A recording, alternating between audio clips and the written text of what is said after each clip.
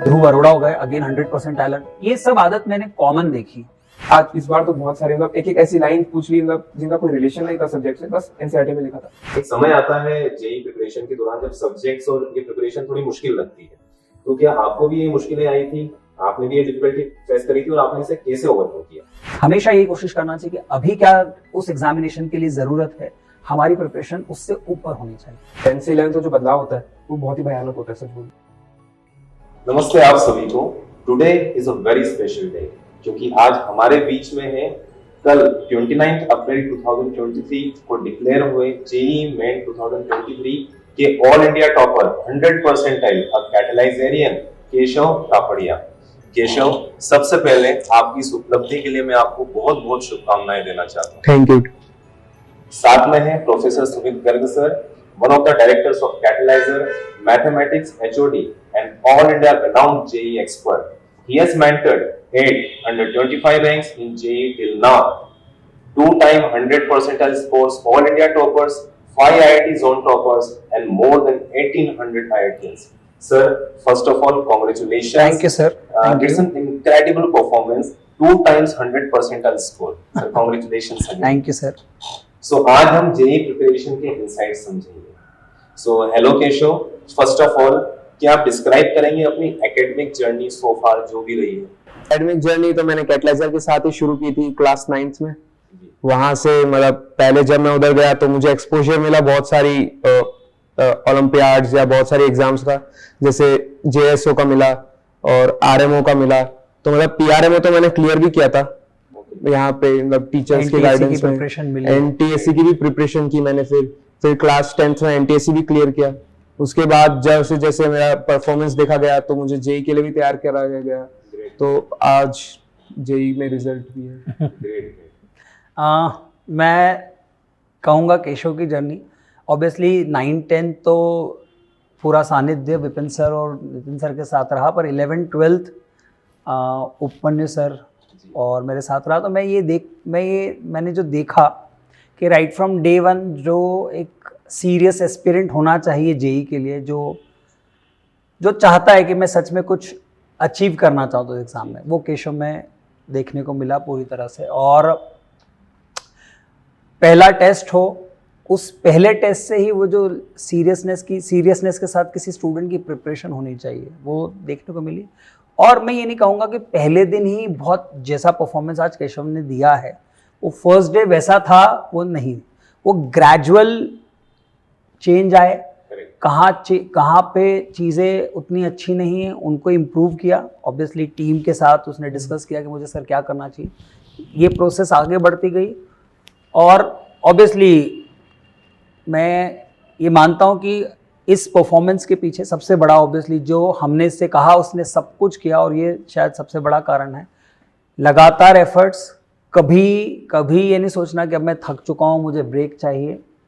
मैंने कहा भी इससे कि अब बेटा थोड़ा समय अगर लगे, कभी ऐसा लगे कि थक रहा है, मैं सर ब्रेक लूँगा तो कुछ घंटों का ही लूँगा, ज़्यादा नहीं लूँगा, और यही आज रिजल्ट में दिख रहा है। केशव, आप क्या बताएंगे कि क्या किसी एक स्टूडेंट को एडवांटेज रहता है अगर वो 8th या 9th से ही जेई की प्रिपरेशन स्टार्ट कर दे?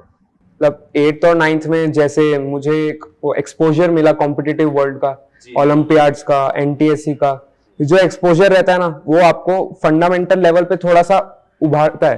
मतलब आपके जो कॉन्सेप्ट्स होते हैं, जो डीप, जो मतलब थोड़े से बेसिक्स होते हैं, जो मतलब 11th-12th में हम सारे तो नहीं कर सकते, जो फंडामेंटल जो बनता है ना 8th-9th में, वो थोड़ा मेरे हिसाब से जरूरी है। मतलब अगर आप करना चाहे तो करना तो चाहिए। हाँ, 8-9th में जो जैसे केशव ने कहा ना कि आप उस दुनिया से रूबरू हो जाते हो बेसिकली, मतलब आप ये समझ जाते हो कि बेसिकली वो कॉम्पिटिटिव वर्ल्ड आपसे चाहता क्या है। When you directly enter in class 11th, no doubt there are students from Catalyser, बहुत सारे ऐसे स्टूडेंट्स हैं जिन्होंने 11th से स्टार्ट करके बहुत ज़बरदस्त रैंक्स दिए। बट हाँ, obviously will get an edge जब भी आप एक अर्ली स्टार्ट लेते हो। ये तो दुनिया का नियम है कि अगर आपकी स्टार्ट थोड़ी अर्ली है तो आप थोड़ी सी चीज़ें लीड ले लेते हैं। सो यही शायद मुझे लगता है कि एक बहुत बड़ा फैक्टर होता है जब हम 9-10 से अपनी प्रिपरेशन स्टार्ट करते हैं। तो भले ही हम 9-10th में जेई की उस डेप्थ में नहीं जा पाते, लेकिन हम ये समझ जाते हैं कि वो एग्जामिनेशन हमसे क्या मांगती है, और उस समय किसी स्टूडेंट को चीज़ें सिखाना, क्योंकि उसने कुछ चीज़ें नहीं सीख रखी, तो उसको उस समय सिखाना इज़ कंपैरेटिवली ईजियर, तो उसको कुछ इजी कॉन्सेप्ट्स उस समय सिखा दिए जाएं। कैटलाइज़र की मेथोडोलॉजी हमेशा से रही है सर। तो शायद ये सभी जो हम लोगों को सुन रहे हैं, मेरा मानना है कि हम जितनी जल्दी स्टार्ट लें उतना ज़्यादा फ़ायदा है। और इस कॉम्पिटिटिव एरा में जहां अब नंबर ऑफ एस्पिरेंट्स डेली बढ़ रहे हैं, क्वेश्चंस का लेवल बढ़ रहा है, हमारे पास 2 साल कभी कभी हमें लगता है कि हम शायद उतनी प्रिपरेशन नहीं कर पाएंगे। तो अगर आपके पास मौका है तो आपको जल्दी ही शुरू करना चाहिए, बिल्कुल जल्दी शुरू करना चाहिए। मीन्स कि जितना जल्दी शुरू कर दें उतना बेटर है। जी डेफिनेटली। केशव, आपसे पूछना चाहूंगा कि आपने कब डिसाइड किया कि आपको जेई की प्रिपरेशन करना है? मीन्स जैसे आपने बताया कि 8-9 से आपने स्टार्ट कर दिया, लेकिन जेई के बारे में जो एक माइंडसेट है वो कब हुआ आपका? जेई के बारे में जो माइंडसेट है, जैसे जब मैंने कैटलाइजर ज्वाइन किया तो मतलब जो कॉम्पिटिटिव वर्ल्ड का एक्सपोजर मिला, जब मैं अपने सीनियर्स को देखता था, जब टीचर्स के साथ वो बैठते थे, डाउट वो पूछते थे, तो मज़ा आता था कि अरे इतना बढ़िया भी होता है। तो उसके बाद से इंटरेस्ट डेवलप हुआ, जेई के बारे में जाना, तो फिर बाद में 11th-12th हुई, फिर वही जेई में एंटर हो गए। डेफिनेटली एक मोटिवेशन मिलता है जब सीनियर्स पढ़ रहे हैं, उनको हम देखते हैं तो भी हम मोटिवेट होते हैं। डेफिनेटली। आप क्या बोलना चाहेंगे केशव, मींस स्पेशली में कैटलाइजर के जो आपके मेंटर्स हैं उनके बारे में आपके views, specially professor Vipin Joshi sir, professor Sumit Garg sir और प्रोफेसर सुमित उपमन्यु सर के बारे में? विपिन सर की मेरे को आइडियोलॉजी बहुत पसंद है। मतलब उनका जो स्पिरिचुअलिटी है, उनका जो एकेडमिक्स के प्रति जो मतलब जो उनका सोच है एकेडमिक्स के प्रति, वो मेरे को बहुत हमेशा से पुश करते हैं। ये मतलब कि आपको एक रेजिमेंटेशन चाहिए लाइफ में, मतलब जैसे 4 बजे उठ रहे हो, एक दिन उठना तो कोई भी उठ लेगा, जो हर दिन उठ रहा है 4 बजे, जो हर दिन मतलब जिसको वो जीतना है, मतलब वो रेस जो है ये एकदम इसमें जीतने की जो लगन है, वो उनसे जो सीखने को मिलता है। विपिन सर के जो वर्ड्स हैं ना हमेशा ऐसे मन में रहते हैं, तो वो मज़ा आता है मतलब।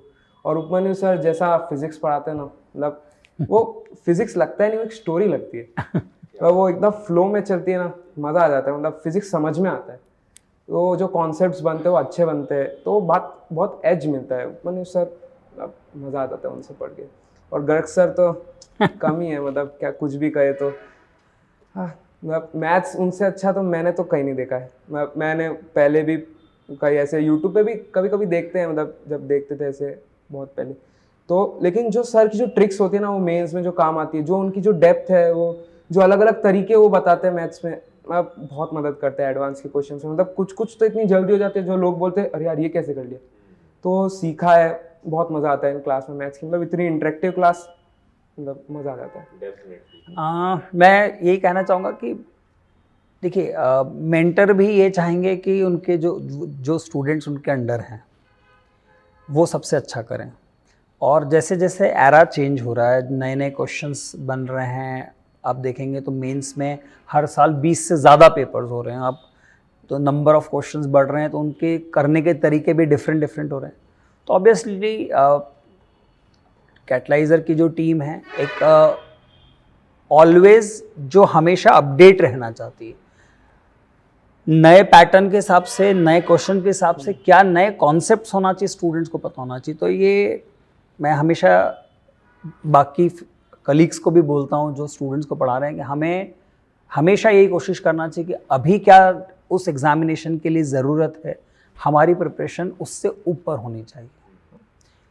तो ये एक बहुत बड़ा फैक्टर है। और जैसे इसने कहा सर विपिन सर के बारे में, तो विपिन सर तो सभी के लिए मतलब आज what we are it is because of sir. तो वो मतलब वो इनके गुरु है और वो हमारे भी गुरु हैं। तो जो हम सीखते हैं वो उन्हीं से सीखते हैं, है ना, और जो उनसे सीखा है वो हम इन्हें सिखाने की कोशिश करते हैं। तो आज जो चीज़ हमारे थ्रू इन तक पहुंची है वो हमारे पास कहीं से आई है। जी सर। केशव, अगले सवाल की ओर हम लोग चलते हैं। आप बहुत खूबसूरती से और बहुत अच्छे आंसर्स दे रहे हैं। केशव, आप बताइए, आपने मैथ्स और फिजिक्स में 100 on 100 स्कोर किया है, इनक्रेडिबल परफॉर्मेंस है। आप मतलब ये जो सक्सेस टिप्स क्या देना चाहिए अपने फेलो जेई एस्पिरेंट्स को?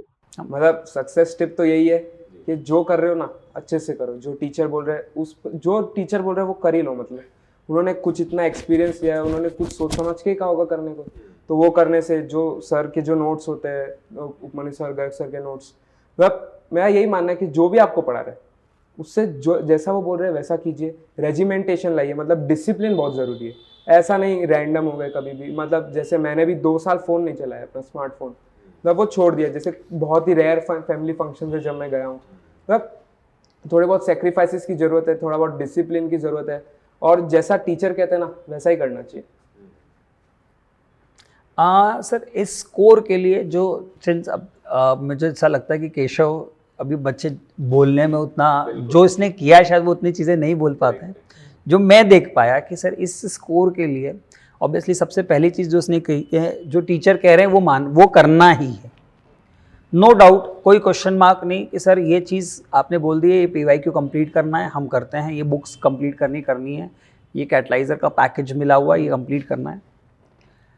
अच्छा, ये एक बहुत बड़ा फैक्टर है, लेकिन साथ में मुझे ऐसा लगता है कि किसी कॉन्सेप्ट को कितनी गहराई में जाना चाहिए, उसके साथ कितनी देर बैठना चाहिए, ये भी ये समझ चुका था कि किसी कॉन्सेप्ट, जैसे अगर मैं मैथ्स की बात करूँ, क्योंकि मैं मैथ्स पढ़ाता हूँ इसलिए मैं मैथ्स के बारे में ज़्यादा अच्छा बोल सकता हूँ, कि किसी क्वेश्चन में कोई डाउट आया तो शुरुआत में बच्चों की आदत होती है कि सिंस टीचर्स आर अवेलेबल, कैटलाइजर एक ऐसा ऑर्गेनाइजेशन है जो बच्चों को डाउट्स उसी समय बताने के लिए आगे रहता है। ऐसा नहीं कि आपको आज कुछ डाउट है तो 15 दिन बाद, 10 दिन बाद, 3 दिन बाद आप अभी पूछ लीजिए। लेकिन कुछ चीज़ें हम जान चुके होते हैं कि अगर इस क्वेश्चन का डाउट अभी बता दिया, डाउट बताने के लिए हम बैठे हैं, लेकिन अगर हमने अभी डाउट बता दिया तो इस क्वेश्चन पे अभी सोचेगा नहीं। तो ऐसा कई बार हुआ है, मैं बोलता था कि नहीं बेटा इसका सॉल्यूशन तुम मेरे सामने बैठो, ट्राई करो, मैं अभी नहीं बता रहा हूँ, और मैक्सिमम केस में ऐसा हुआ है कि फिर ये खुद कर लेता था। और आज ये चीज़ लगातार होने से एक समय पे ये स्थिति आ गई थी कि मुझे शायद हार्डली हफ्ते में 1-2 क्वेश्चन कोई डाउट के फॉर्म में बताने होते थे। कोई भी क्वेश्चन हो वो खुद से ही सोचना, उसका सॉल्यूशन कुछ भी हो, कितना भी टफ हो, खुद से ही निकालने की कोशिश करना। तो शायद बच्चों में ये एक आदत कम हो रही है, इस आदत को डेवलप करने की ज़रूरत है ना। जैसे जैसे हम इस हैबिट को इम्प्रूव करेंगे कि हम ये ना सोचें कि सिंस हमारे पास हमारे टीचर्स की अवेलेबिलिटी हमेशा है, हम कभी भी डाउट्स पूछ सकते हैं, तो इसका ये मतलब नहीं है कि मुझे कुछ भी माइनर सी भी कोई प्रॉब्लम आई तो मैं अपने क्वेश्चन को सीधे टीचर से पूछूं। थोड़ा हमें अपना टाइम उस क्वेश्चन पे बिताना चाहिए। इसने बहुत समय बिताया, मैं कहूँगा यही चीज़ पिछले कुछ सालों में, अगर मैं बात करूँ, यशवंत बोडा हो गए अपने लास्ट ईयर के टॉपर हो गए, या ध्रुव अरोड़ा हो गए अगेन 100% टाइलर, ये सब आदत मैंने कॉमन देखी। तो he has developed that habit gradually. शुरुआत सभी बच्चे को लगता है कि चीज़ें नहीं आ रही तो पूछ लेना चाहिए, लेकिन धीरे धीरे वो आदत डेवलप हुई, और वही एक बहुत बड़ा फैक्टर होता है जब हम 100% स्कोर किसी एक सब्जेक्ट में लाते हैं। और I have gone through all the papers of JEE 2023 and I have seen that the level of paper is too good. Maths की अगर हम बात करें तो बहुत अच्छा है, बहुत ही अच्छा है। फिज़िक्स का लेवल बहुत अच्छा है। तो उसमें अगर कोई स्टूडेंट 100% स्कोर ला रहा है तो इसका मतलब है उसने अपने सब्जेक्ट पे बहुत समय दिया है। तो मैं सभी स्टूडेंट से यही कहना चाहूँगा जो चाहते हैं केशव की तरह कुछ परफॉर्म करना आगे के सालों में, वो ये कोशिश ज़रूर करें कि हम सब्जेक्ट की गहराई में जाएं। कोई चीज़ ना बनने पर हम वो या तो उसको छोड़ देते हैं या फिर हम पूछ लेते हैं। कोशिश करें ना हम छोड़ें ना पूछें। मैं हमेशा कहता हूँ पूछना है आपको, लेकिन जब आपको लगे कि मैंने अपनी कैपेसिटी पे कोशिश कर ली तब आप पूछें। और श्योरली आप लोग भी उस फ्लाइंग कलर के साथ इसी परफॉर्मेंस को मैच कर सकते हैं।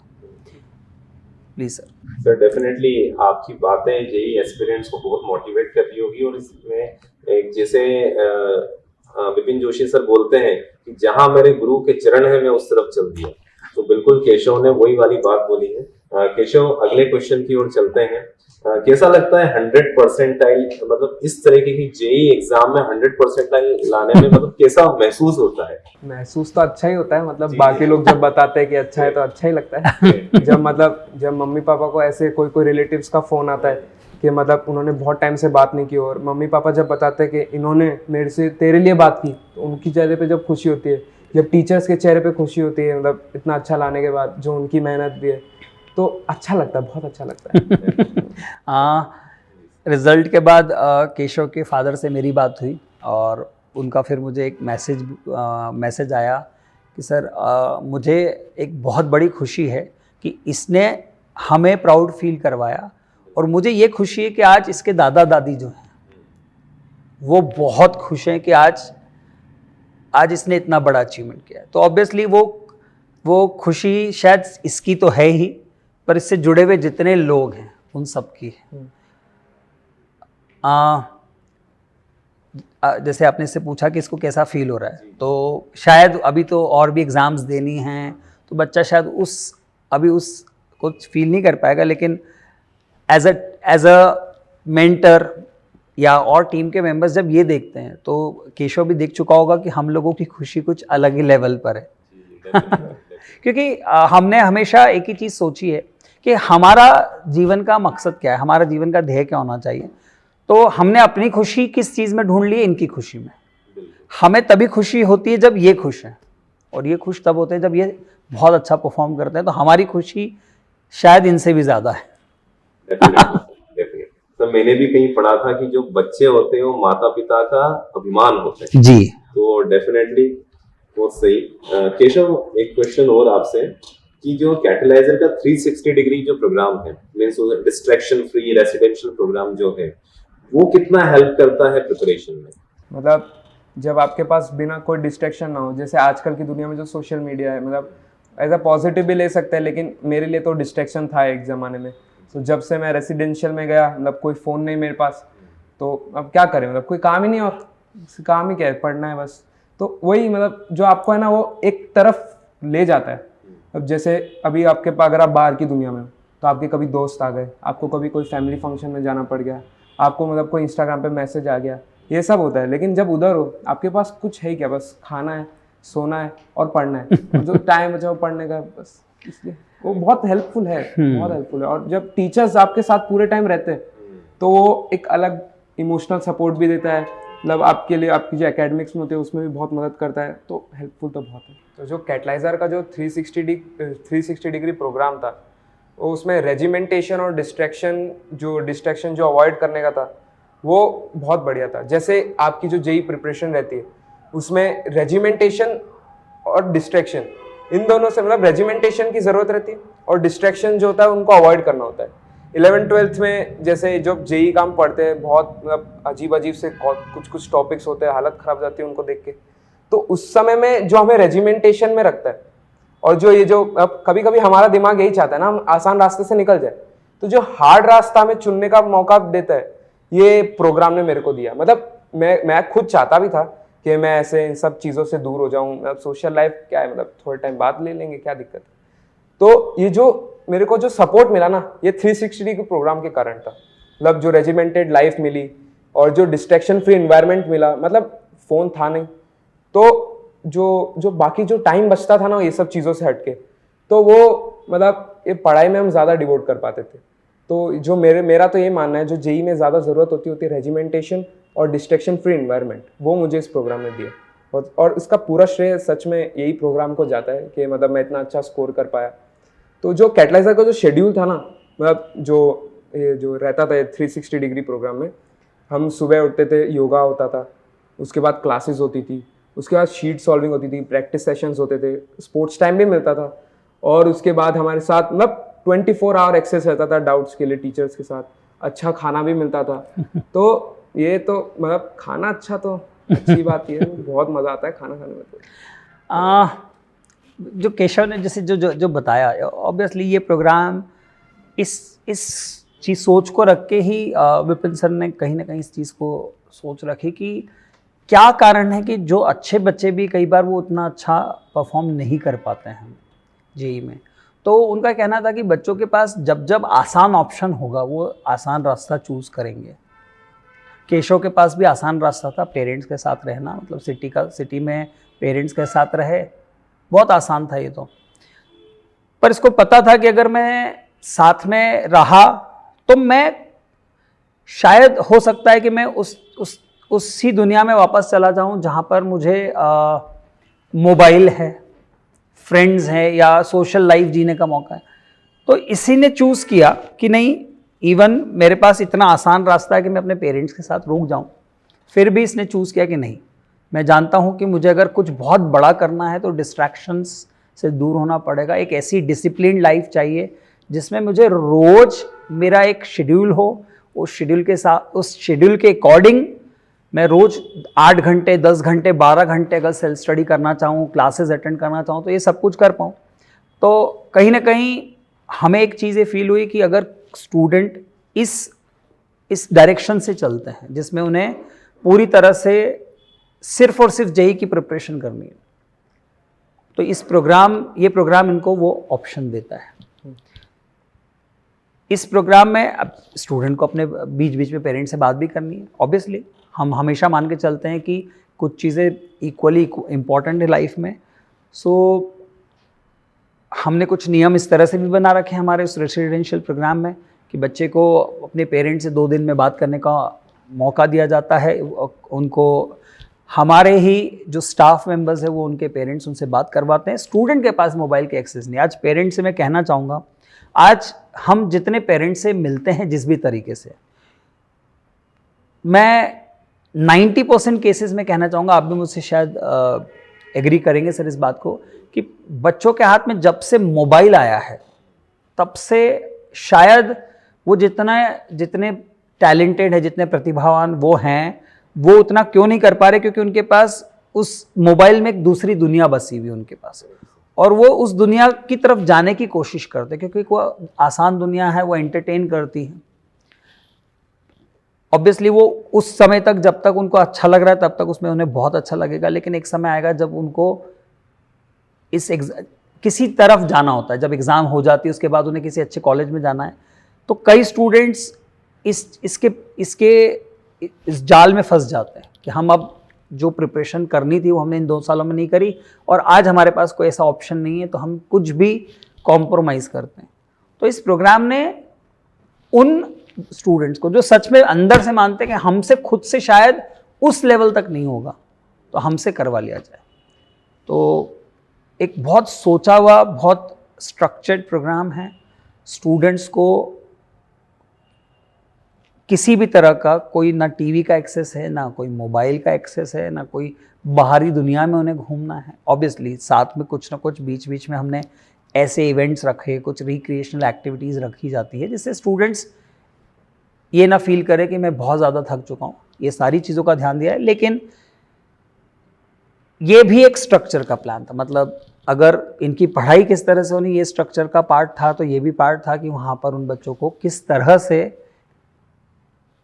पूरे समय एनर्जेटिक रखा जाए। तो मुझे लगता है कि इस प्रोग्राम ने नॉट ओनली केशव, और भी बहुत सारे स्टूडेंट्स रहे जिनका परफॉर्मेंस में काफ़ी बड़ा चेंज लाया है। Definitely, sir.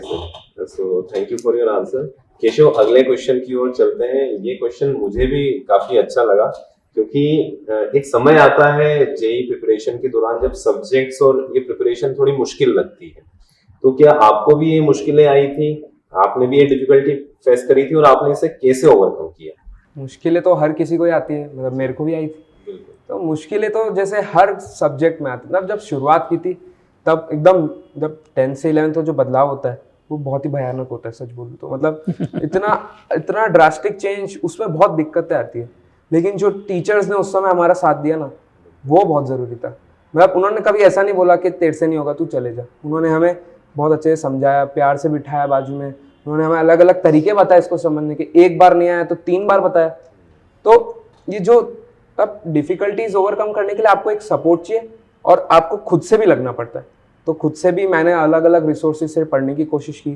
टीचर्स जो बोलते थे वो मतलब किताबी थोड़ा बहुत एक्सेस किया, रीडिंग रिसोर्सेज को, और जो टीचर्स ने जैसा समझाया वो मतलब डिफिकल्टीज तो खत्म हो ही जाती है फिर धीरे धीरे। ऑब्वियसली ये एक बहुत कॉमन फेज़ होता है स्टूडेंट के लिए जब वो जेईई की प्रिपरेशन करते हैं। जैसा केशव ने भी बोला कि वो ट्रांजिशन फेज़ जो होता है 10 to 11th, पूरी एकेडमिक जर्नी में वो सबसे बड़ा ट्रांजिशन है किसी स्टूडेंट के लिए, कि 10th तक आप जो पढ़ रहे हैं वो पूरी तरह से पहले से डिसाइडेड होता है, डिसाइडेड इन द सेंस कि आपके बुक्स डिसाइडेड है कि इसमें से आपसे क्वेश्चन पूछे जाने हैं, वो ऑलमोस्ट डिसाइडेड है। When you enter in JEE preparation, आप जब देखते हैं तो आपको जेई प्रिपरेशन में समझ में आता है कि मैं कितने भी क्वेश्चंस ट्राई कर लूँ, मेरे सामने एक नया क्वेश्चन वहाँ पहुँचने वाला है, मैं कितने भी क्वेश्चंस की प्रैक्टिस कर लूँ। तो ऑब्वियसली किसी भी स्टूडेंट के लिए जिसने आज तक इस तरह की चीज़ें नहीं करी हुई, उसके लिए ये हमेशा एक शायद डराने वाला सच होता है। पर मैं हमेशा ये कहूँगा, और मैंने जो देखा भी है, कि ये कुछ समय का फेज़ है। जब तक आप उस फेज़ को पार ना कर लें, ये डर आपका तब तक है जब तक वो एक समय होता है। जैसे ही आप उस समय को पार कर लेते हैं, ये चीज़ आपके लिए बहुत यूजुअल हो चुकी होती है। एक लाइन कहते हैं हम हमेशा कि ये वैसा ही है जब ट्रेन अपनी ट्रैक चेंज करती है, पटरी चेंज करती है, तो वो एक खड़खड़ खड़खड़ आवाज़ बच आती है। तो अगर कोई उस खड़खड़ से डर जाए तो वो शायद क्विट कर दे, लेकिन अगर उसको जो ये जानता है कि ये खड़खड़ अभी सिर्फ तब तक है जब तक वो ट्रैक चेंज हुआ है। Once the train will be on the track, it will be very smooth. तो बस उस जब ट्रैक चेंज हुआ है आपका, तब उस फेज को आपको अपने आप को स्ट्रांग बना कर रखना, उतने से फेज के लिए। और वो बहुत छोटा फेज होता है 11th में, मुझे लगता है 2 से 3 महीने का वो फेज होता है, इनिशियल फेज। जैसे ही उस फेज को आप क्रॉस करते हैं, आपको ये लगता ही नहीं कि हम बहुत डिफिकल्ट दुनिया में जी रहे हैं जहां हमारे लिए हम कुछ नहीं कर पाएंगे। तो स्टूडेंट्स बस इस फेज को निकालने के लिए अपने मन में संभल रखें कि आएगा वो दिन, आने वाला वो दिन। और मैं जानता हूँ नॉट ओनली केशव, ऑलमोस्ट सभी स्टूडेंट ये फेज को इस फेज को कहीं ना कहीं फेस करते हैं। पर अगर हम चाहते हैं कि हम भी जिस तरह से आज इसने परफॉर्म किया वैसा करना है, तो शायद बस थोड़ा सा हमें अपने अंदर ये रखना होगा कि फेज गुजर जाएगा और सारी चीज़ें यूजुअल हो जाएंगी। हम अपनी प्रिपरेशन में एक चीज़ ज़रूर रखें कि आज हमने जितना पढ़ा है, कल हम कोशिश करेंगे उससे थोड़ा सा ज़्यादा प्रिपरेशन करें। ये नियम है। आप ये सोचेंगे कि मैं अभी 4 घंटे पढ़ रहा हूँ, फिर मैं 3 घंटे पढ़ लूँगा, सफिशिएंट नहीं। आप अगर 4 पढ़ रहे हो तो आप 4.5 पढ़िए। कोशिश करिए कि अगली बार आप 5 घंटे की सेल्फ स्टडी करें, और ये ग्रेजुअली बढ़ता है। मुझे लगता है शायद एक समय पे मैंने इनसे पूछा भी है कि 12 घंटे 14 घंटे भी इनके लिए सेल्फ स्टडी होती थी, एक जैसी सीटिंग के साथ। तो मुझे लगता है अगर कोई 14 घंटे खुद से पढ़ रहा है तो वो कोई बैठा नहीं सकता था, तो वो आ गया था कि अब तो कुछ करना ही। तो वो फेज़ गुजरा, मन में आया। ऑब्वियसली इसमें एक बहुत बड़ा फैक्टर ये होता है सर, जैसे इसने कहा सपोर्ट, तो सपोर्ट एक ये भी होता है कि अगर टीचर आपको सब्जेक्ट में इंटरेस्ट दिलवा दे, आपको ये लगने लगे कि सब्जेक्ट सच में बहुत अच्छा है, पढ़ने में तो मज़ा आता है, चीज़ें समझने में बड़ा मज़ा आता है, पढ़ाई इतनी डिफ़िकल्ट नहीं है, तो भी ये फेज़ थोड़ा आराम से गुजर सकता है।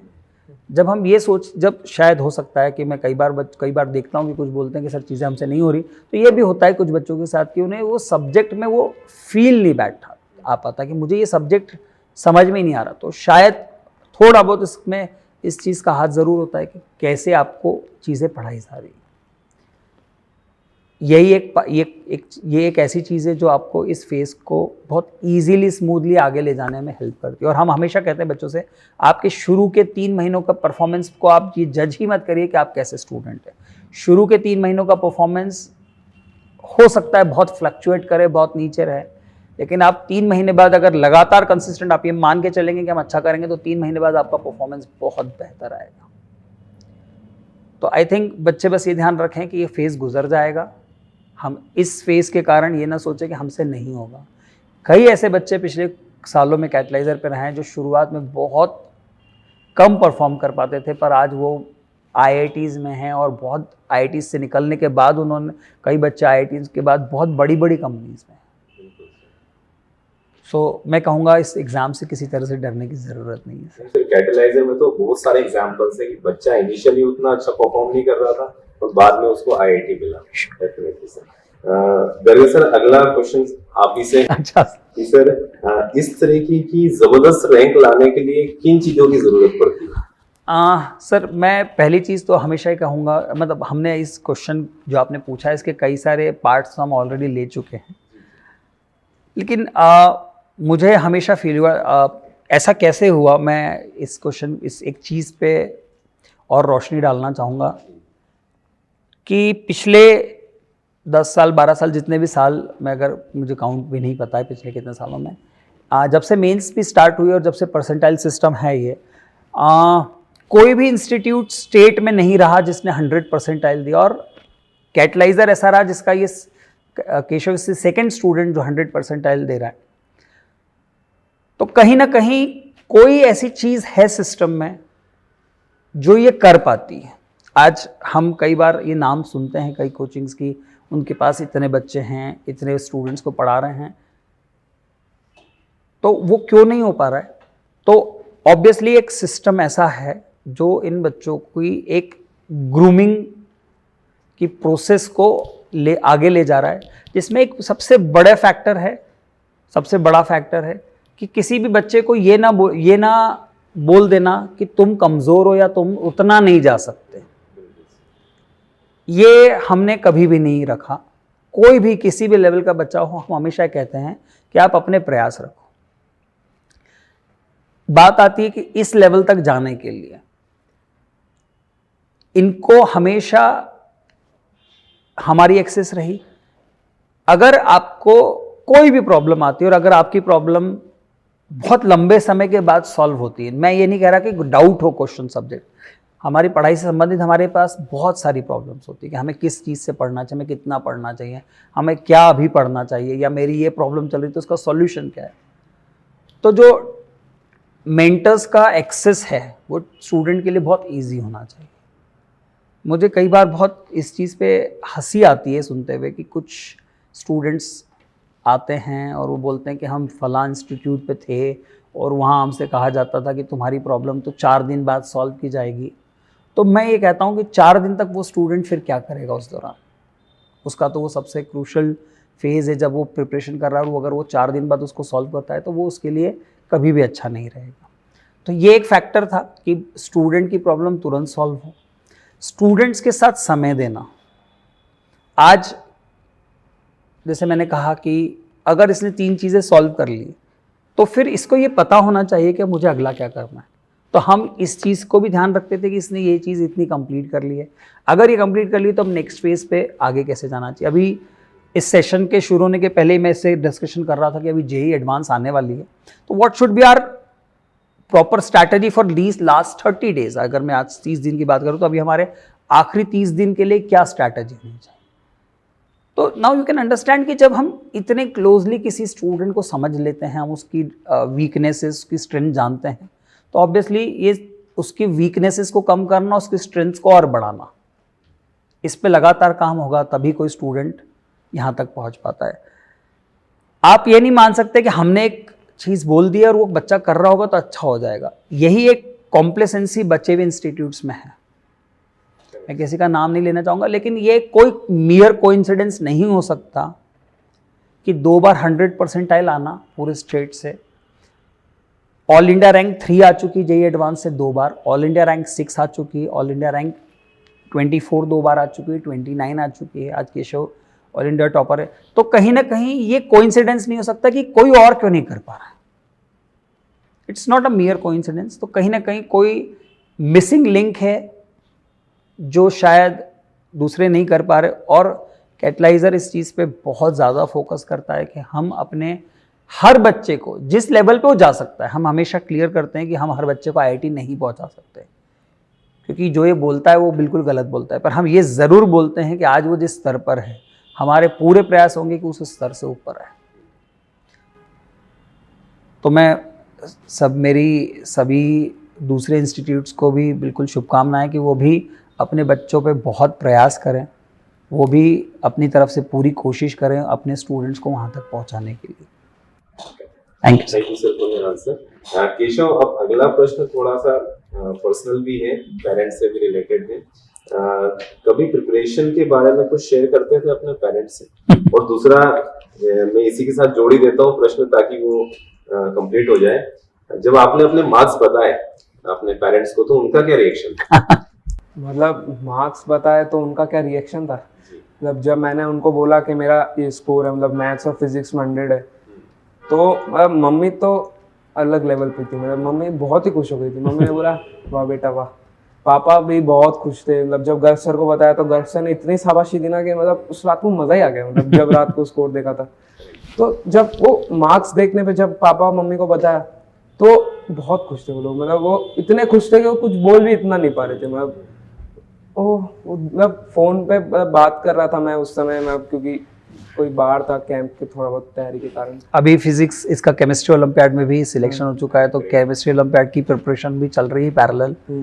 तो वो जो थोड़ा बहुत बाहर था मैं, तब जो उनसे फोन पे बात हो पाई तो अब वो एक्सप्रेस भी नहीं कर पा रहे थे। और मतलब जो तैयारी की बात है, जो तैयारी के दौरान मैं मम्मी पापा से मतलब इतना कुछ शेयर भी नहीं करता था, लेकिन मतलब नेसेसरी इन्फॉर्मेशन बता देता था। मतलब नॉर्मल बातचीत तो करते थे और बता देता था कि हाँ मम्मी ऐसा चल रहा है, मतलब टीचर लोग ऐसा पढ़ा रहे हैं, बहुत मज़ा आ रहा है, ये सब। मतलब इतना कुछ ज़्यादा बताता नहीं था, बस नॉर्मल तो बताता। मैं ज़रूर ये कहना चाहूँगा, शायद पेरेंट्स ये मान के चलते हैं, और ये होता भी कैटलाइजर में, कि अगर वो अपने गुरुओं के हाथ में हैं तो शायद हमारी चिंता थोड़ी कम है।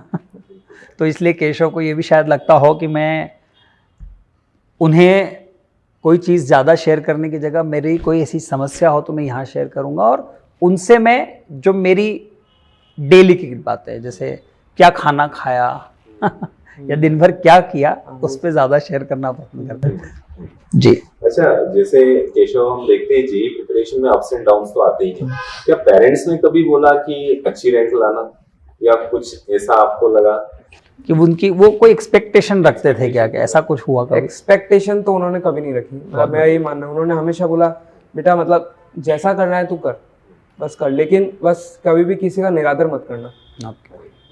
मतलब उन्होंने बोला कि मतलब कभी भी उन्होंने ऐसा प्रेशराइज नहीं किया कि बेटा इतना तो चाहिए, ऐसा कभी नहीं बोला। उन्होंने बोला बेटा तेरे को जैसा अच्छा लगता है तू बस पढ़, तेरे को जो करना है कर, तू बस कर, ऐसा ही बोला। मतलब उन्होंने मतलब ऐसा कोई प्रेशर नहीं, कोई लोड नहीं, कोई रैंक। और ये बिल्कुल सच बात है कि मैं पिछले जितने भी स्टूडेंट्स जिन्होंने बहुत ज़बरदस्त परफॉर्म किया है, उन सब में ये कॉमन रहा कि उनके पेरेंट्स ने कभी उनसे ये नहीं कहा कि हमें इतना परफॉर्मेंस चाहिए।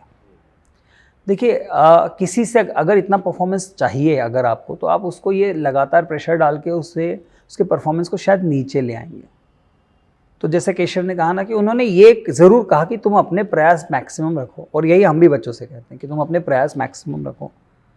और जब आप अपने प्रयास मैक्सिमम रखोगे तो हो सकता है आप अपने पोटेंशियल से ऊपर निकल जाओ,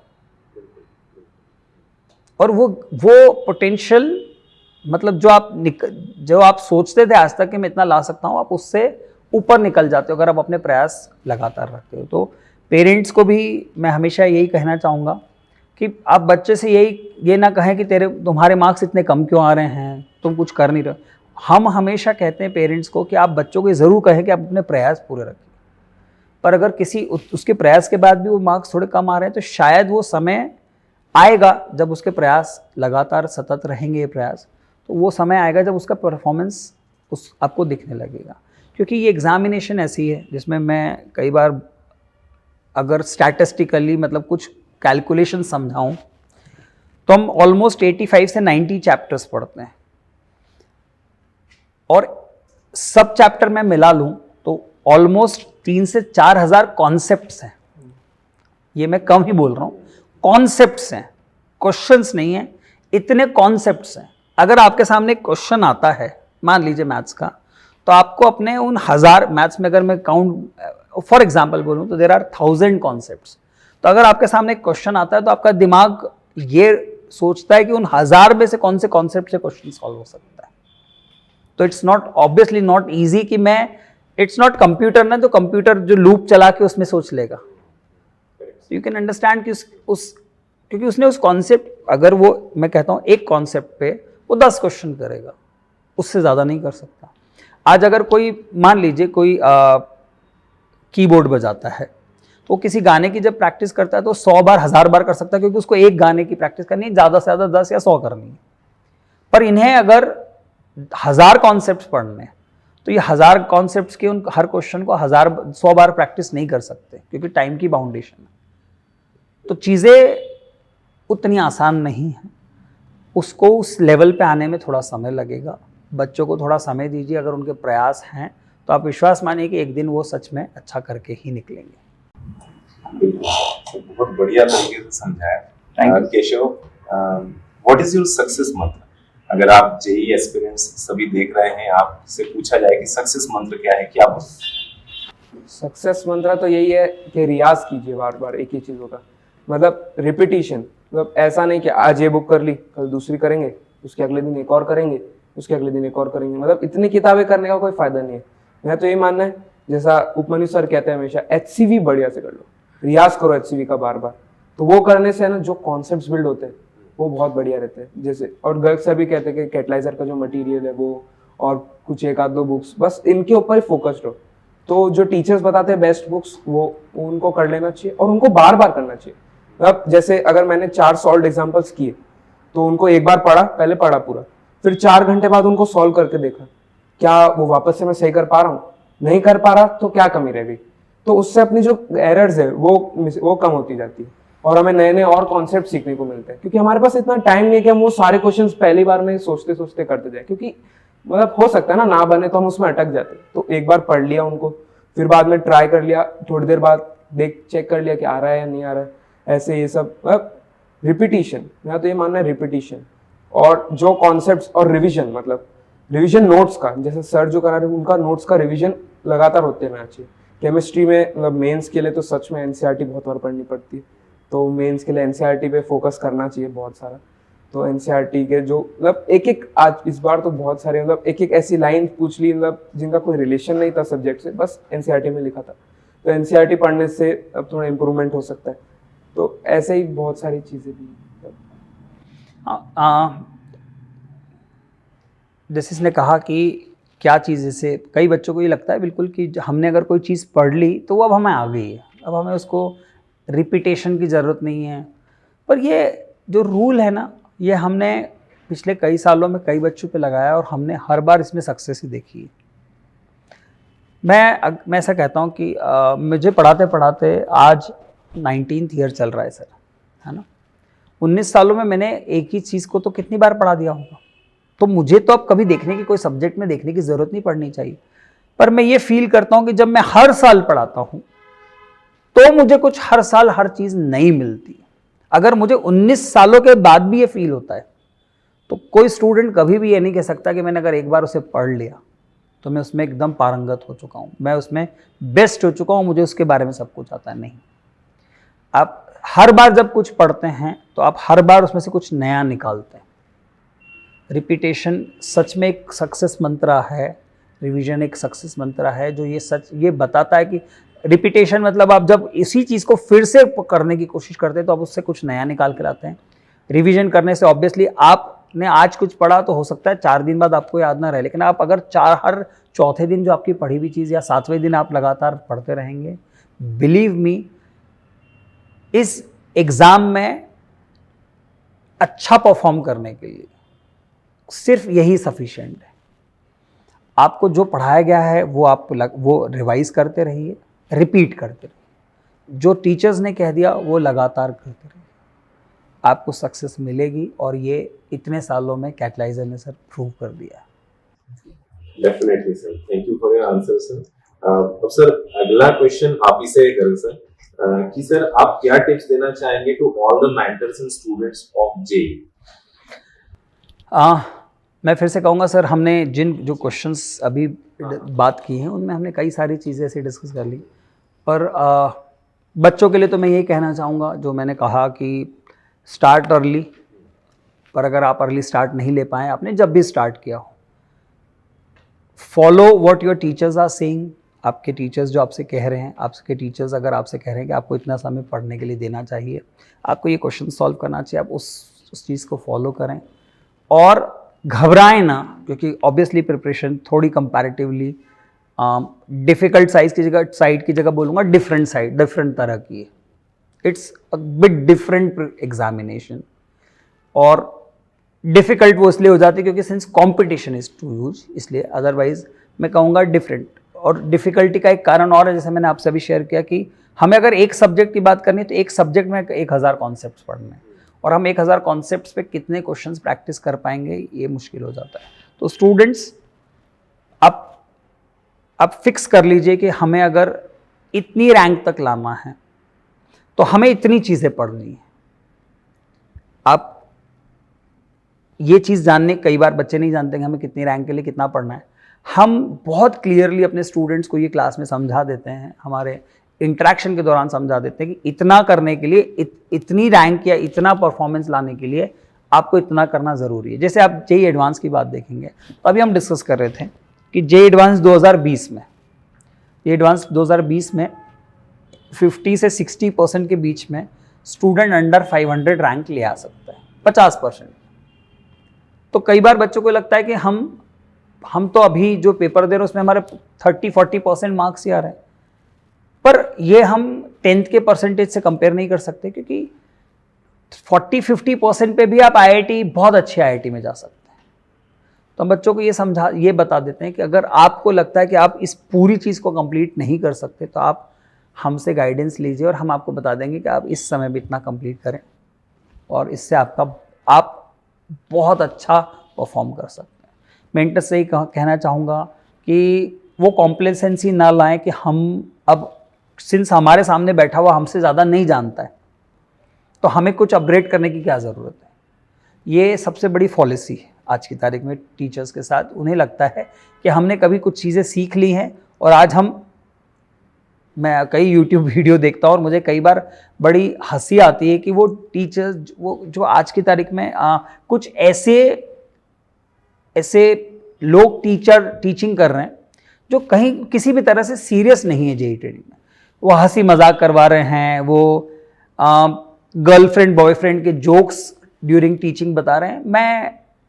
मैं हमेशा ये चीज़ फील करता हूँ कि जेईई प्रिपरेशन एक सीरियस प्रिपरेशन है। आप किसी भी स्टूडेंट जिसने आईआईटी में, जिसने किसी भी अच्छे इंस्टीट्यूट में एडमिशन लिया होगा, आप उससे पूछिएगा, वो इन चीज़ों में कभी भी इन्वॉल्व नहीं रहा। वो हमेशा एक सीरियस स्टूडेंट ही रहा है। तो अगर सीरियस स्टूडेंट को सीरियस होना है तो ऑब्वियसली जो टीचर्स उन्हें पढ़ा रहे हैं उन्हें भी उस सीरियसनेस को रखने की बहुत ज़्यादा ज़रूरत है। तो मेंटर्स, प्लीज़ आप अपने आप को अपग्रेड रखिए और इस एग्ज़ामिनेशन की जो गरिमा है वो बना के रखें। हम जो एग्ज़ाम डिमांड करती है वो सिर्फ बच्चों से नहीं करती, वो टीचर से भी करती है। तो हम अपना अधिकतम समय जो बच्चे हम पे विश्वास करके आए उन पे दें। मैं सिर्फ कैटलाइज़र के स्टूडेंट्स की नहीं बात करता, मैं कहता हूँ हर वो स्टूडेंट जो अपनी लाइफ में कुछ अच्छा करना चाहता है, पढ़ के आगे जाना चाहता है, उसका फ़ायदा होगा अगर टीचर अपनी तरफ से पूरे प्रयास करेगा तो। आप सर वापस से केशव पे ही आते हैं, लेकिन क्वेश्चन आप ही से है कि अभी कैसा फील कर रहे हैं? Another great achievement. तो मैं चाह रहा था कि सर जिस समय इसने रिजल्ट बताया था उस समय कोई कैमरा होता तो शायद वो ज़्यादा बेहतर बता पाता। 1 घंटा मुझे अपने आप को नॉर्मल करने में लगा उसके बाद। और ये ऐसा नहीं कि पहली बार हुआ है, कई बार हो चुका है, लेकिन मैंने आपसे कहा ना कि अब हमारी खुशी इनकी खुशी बन जाती है। तो हमें खुशी तभी होती है जब इनका परफॉर्मेंस बहुत निखर के आता है। और नॉट ओनली केशव, मैं रिजल्ट सुनते जा रहा था और मैं फील कर रहा था कि जो प्रयास इन्होंने और हमने मिलके 2 सालों में किए, आज वो रंग ला रहे हैं। अंडर 1000 इतने सारे स्टूडेंट्स हैं और आज वो सभी बहुत अच्छी जगह जाएंगे, तो ये हमारे लिए सबसे बड़ा खुशी का मौका होता है। और ऑब्वियसली इस दिन का हम भी इंतज़ार करते हैं। तो सर उस खुशी को मैं शब्दों में तो शायद नहीं बयां कर पाऊंगा। केशव, एट लास्ट आप कुछ और बोलना चाहेंगे अगर आपके कुछ मन में है? मतलब मैं बस इतना ही कहना चाहूँगा कि ये जो इतना मतलब सक्सेस है जो जेईई में 100% स्कोर, मतलब वो मैं अकेले नहीं कर पाता।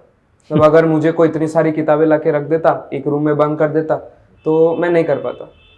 उसके लिए जो ज़रूरत था, जो मतलब जो टीचर्स की ज़रूरत थी, जो 24/7 मेंटरिंग की ज़रूरत थी, जो मम्मी पापा का सपोर्ट था, जो मम्मी पापा ने कभी प्रेशराइज नहीं किया, जो टीचर्स ने कभी ऐसा नहीं कहा बेटा तू अच्छा कर रहा है तो तू ये कर सकता है वो कर सकता है, मतलब यही है कि मैं अकेला नहीं कर पाता। मैं बहुत लकी हूँ कि मैंने कैटलाइजर चुना, मतलब 9th में ही चुन लिया, ये तो और ही अच्छी बात है। मतलब ऐसी एग्जाम्स निकाली, मतलब आज मैं बहुत खुश हूँ कि मेरे को OCSC कैंप जाने का भी मौका मिल रहा है। मतलब ये हर किसी का सपना रहता है, मतलब कैंप HBCSC पे एक अलग ड्रीम होता है। मतलब तो वो सब जो है, ये हर चीज़ जो इतनी बढ़िया से मिली है, तो ये जो सक्सेस है, मतलब मैं अकेले नहीं कर पाता। अब हर टीचर ने मुझे जो सपोर्ट किया, उपनी सर ने, गर्ग सर ने, विपिन सर ने भी, तो ये इसने मतलब बहुत एक्सेलरेट कर दी मेरी जो प्रिपरेशन थी। जो अच्छा मोटिवेट किया, वो बहुत ज़रूरी होता है प्रिपरेशन में। बिल्कुल, और मैं पूरी टीम को ही धन्यवाद दूंगा सर। हम ये हमेशा मानते हैं कि कोई भी बड़ी चीज़, मैं इस चीज़ के लिए सर पूरी टीम को ही धन्यवाद देना चाहूँगा कि कोई भी बड़ी चीज़ किसी इंडिविजुअल के प्रयासों से शायद नहीं हो सकती। अगर वो इंडिविजुअल सक्सेस हो तो हो सकती है, लेकिन अगर वो बहुत बड़ी सक्सेस है तो वो टीम के ही प्रयास से हो सकती है। तो पूरी टीम को ही धन्यवाद दूंगा। पूरी टीम में मैं हर उस व्यक्ति को जो कैटलाइज़र से जुड़ा हुआ है, वो डायरेक्टर्स हो या वो सबसे नीचे का जो एम्प्लॉय हो वो हो, हर किसी ने प्रयास किया है और आज वही प्रयास इस तरह के रिजल्ट्स में दिखता है। और जब सेलिब्रेशन था तो हर को ही, मतलब मैं अगर खुश था तो कैटलाइज़र का हर मेंबर उतना ही खुश था, क्योंकि उसे ये, आज हमारा सबसे पुराना एम्प्लॉय है दीपक, उसे आईआईटी नहीं पता, लेकिन उसे ये समझ में आ जाता है कि आज जो अचीव किया है मेरे संस्थान ने, वो सच में बहुत ही अच्छा है। तो उसकी खुशी भी हमें उसके चेहरे से दिखती है। तो ये जो अचीवमेंट है, मैं इसके लिए पूरी टीम को धन्यवाद देना चाहूँगा। सर आपका भी मैं धन्यवाद देना चाहूँगा कि आपके थ्रू बच्चे जब छोटी क्लासेस में आप लोगों से पढ़ते हैं और वो आगे बड़ी क्लासेस में आते हैं, तो वो उस लेवल पे नर्चर होके आते हैं कि हमें उन्हें अब बहुत ज़्यादा चीज़ें बताने की ज़रूरत नहीं होती। वो ये समझ के आते हैं कि इस प्रिपरेशन के लिए हमें मेंटली कितना प्रिपेयर्ड रहना है। तो thank you very much sir. और मैं यही चाहूँगा कि केशव अपनी लाइफ में और भी ऊंचाइयाँ प्राप्त करते जाए और कैटलाइज़र से जुड़ा हुआ हर स्टूडेंट अपनी लाइफ में जितना बेहतर कर सके उतना बेहतर करे। बिल्कुल सर। तो इन्हीं टिप्स के साथ हम आज का सेशन यहाँ समाप्त करना चाहेंगे और मैं आशा करता हूँ कि जितने भी स्टूडेंट जेईई एस्पिरेंट्स हैं उनको गर्ग सर और केशव ने आज जो बताया है उनसे बहुत कुछ सीखने को मिला होगा कि राइट स्ट्रेटेजी क्या होना चाहिए, स्टडी प्लान्स क्या होना चाहिए, और डेफिनेटली ये सभी बातें उनके लिए मील का पत्थर साबित होगी। So best of luck Keshav for your future endeavours. Thanks a lot. Thank you very much. Thank you sir. Thank you.